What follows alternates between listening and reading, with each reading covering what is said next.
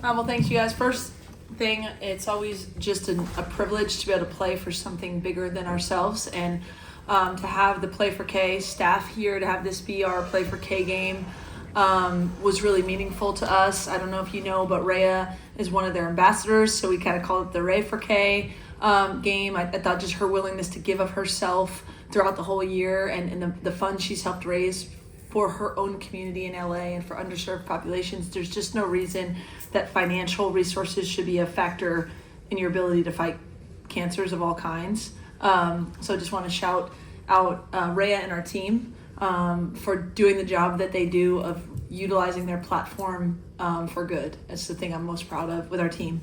This was a great game. Michigan State is really good. I think they're a second weekend type NCAA tournament team. Robin's done a phenomenal job, especially coming off a tough loss at UCLA, to come in here with the energy that they did. And I thought our team came out with real intent.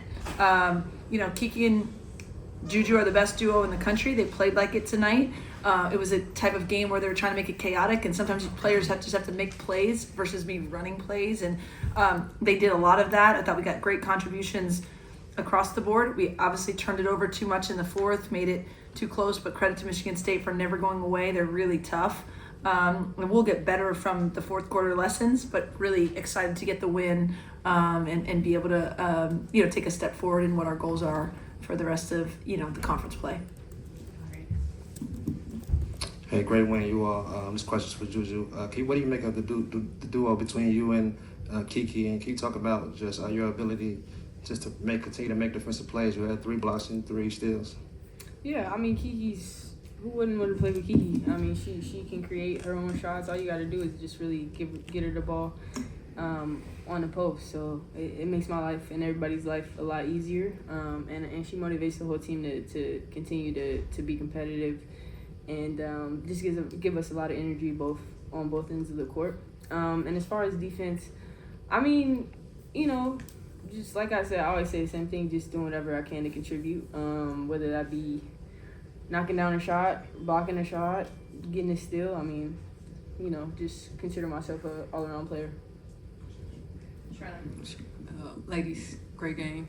Can you talk about, your coach also just mentioned about how this game was playing for something meaningful, talking about playing for the special cause today, both of you, and also if you were to compare you guys as a duo, who would you guys call yourselves? I can talk about what this game means first. I think the beauty of basketball is that you can always play for something bigger than yourself, and that's the greatest thing about playing with a team sport.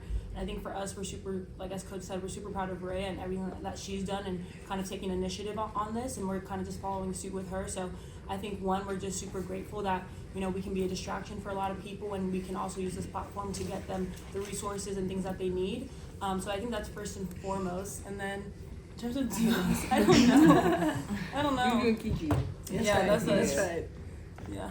I don't know. Compared to anybody. I have no idea. Hey, Coach. In April, I talked to Avery about her leadership style and how that can translate over here in her freshman year. How do you think she's progressed in that area and in cohesion with her skill on the court? That's a great question. I mean, for a freshman to come in and just be a vocal presence, a consistent vocal presence, is, I think, really a special quality. She's been that for us from the beginning, but I do think it has continued to grow in her own confidence and her relationships with people. She's tough as heck. You can put her in any situation. She's a winner. She's very vocal. She gives us huge minutes. I do think, our depth has really gained a lot of confidence over the last couple weeks. And we talk about, our duo here, but we can't get where we want to go without everyone contributing in the ways that they can. And Avery's vocal leadership, I think, is something at this point, we rely on, and it's really a big part of our team. Jim? This is sort of a two-parter. JuJu, if you could describe the play where you went down in the second quarter, and then Lindsay, what was going through your mind when you're seeing your best player laying there at the free throw line? Oh, yeah. Oh yeah, that one. Yeah, my neck. I got my neck tied up a little bit. But I was fine. I was in a little bit of shock. That was all. Yeah. I mean, obviously, you don't ever see anyone down, but I think JuJu takes too much contact. I'll leave it at that so I don't get myself in trouble. But there's been a lot of times I've seen her, on the ground and pop right back up.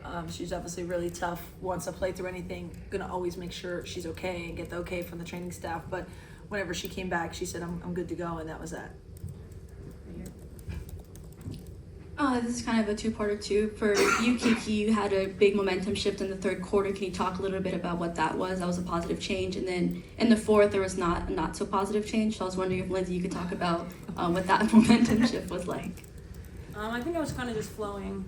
I think I played best when I'm just not really thinking about it, having fun. So, I got back to that this game. So when I came out, I was just flowing. My teammates found me, and I just did what I needed to do.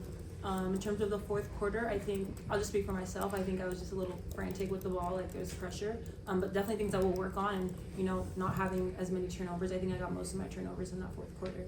So definitely just, securing the ball, there's nothing to rush, or not allowing the other team to hurry us up.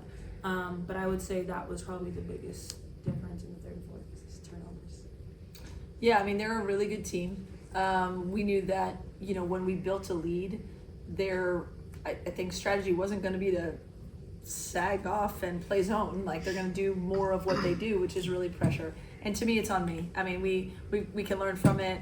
Players are out there. I got to put them, in situations to handle it. And I had confidence that we would be able to do it. But obviously, we got a little sloppy and lax with the ball there, and it'll make us better. That's why you play tough conference games, and glad to come out with the win. And also, it'll make us more ready for the next time that we're in that type of situation against this type of team.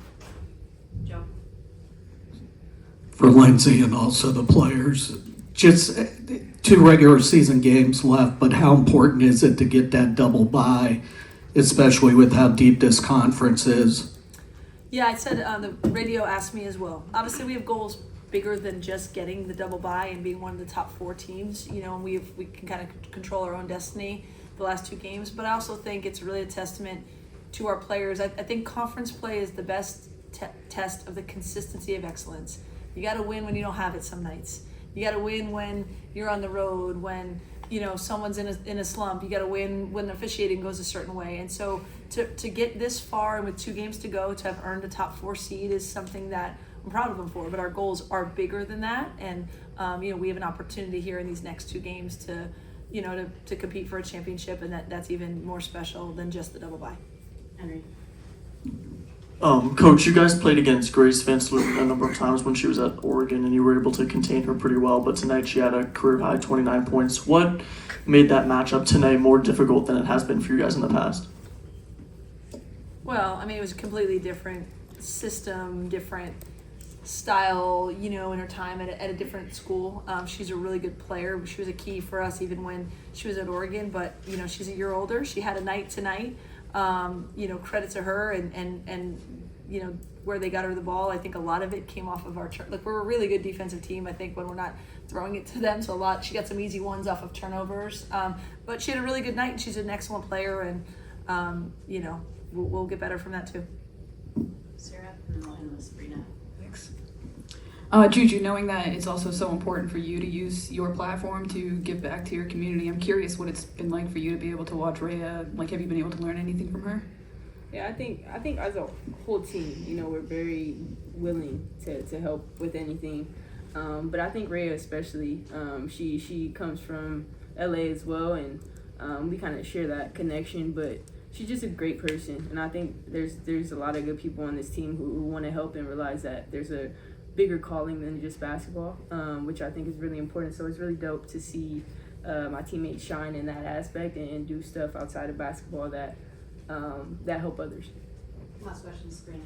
Probably should have let JuJu end on that, but having just played Ohio State and now Michigan State, I'm wondering, what do you see as the difference between their styles of press? I mean, there's a lot of similarities in that they're going to keep coming at you.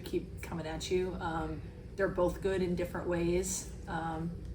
I don't think maybe Michigan State maybe a little bigger or physically. I don't know. They feel more like what you kind of picture with the Big Ten, Midwest, tough, physical, and Ohio State's really quick and small and athletic. But they're both really good. pressure teams.